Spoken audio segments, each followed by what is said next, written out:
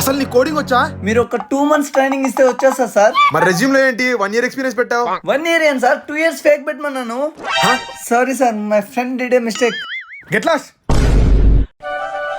ధర్ని, మీ హెచ్ఆర్ నా శాలరీ గురించి మాట్లాడారా? ఇంకోసారి నీలాంటి వాళ్ళని జాబ్ కి రెఫర్ చేస్తే నా జాబ్ కూడా పీకేస్తా అని చెప్పారు.